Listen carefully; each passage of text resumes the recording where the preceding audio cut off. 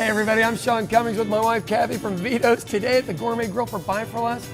Today we are making beer cheese pasta. Now my wife is going to make fun of me for the beer cheese pasta. I'm not going to make fun of you. But in one of our restaurants, this thing's hugely successful. Yeah. Obviously not the Italian restaurant. He's the Irish one. All right, pretty simple to make. We're going to start off with Velveeta cheese, and Cathy's going to cube that up while I tell you a little story about this. Most days I'm Italian, but today I'm Cuban. It's Bad Joke Sunday. All right, I used to work at a restaurant called Nitty's Noodles when I was about 16 years old, and they would make this dish literally by the case on the Velveeta. The big thing to remember is you just want the flavor of beer. Leave the rest of it to drink because you may need it if you're having dinner with you know who. It's pretty simple. You just throw this stuff in, it'll melt on its own. It really will. Now we're gonna add some beer. I got a huge Tecate just because I thought it would look really cool today. Then he wants to drink some later. Add a little bit, nothing major. Don't go crazy with it. It still leaves me half a beer. And on the Rotel, this was the only can we had, so we're using about half a can of the Rotel, and Cathy's gonna throw it in there. Now, you can melt this in the microwave. You don't actually have to do this in a pan. It really is pretty simple. It is. She's gonna switch them out because we'll have them melted and ready to go. Like.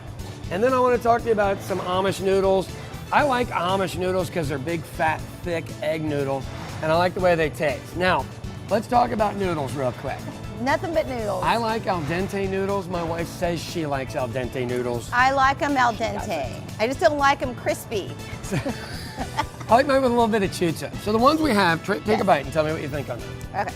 She'll say they're underdone. Here we go. Oh, perfect. They're perfect. She's just doing it because they're on they camera. They are perfect.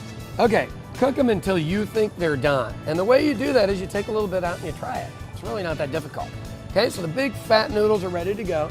Cathy's gonna add a bunch of cheese sauce to this thing. Yes, I am. I actually have a ladle if you want to use it. That'd be awesome, yeah. That's why we work together.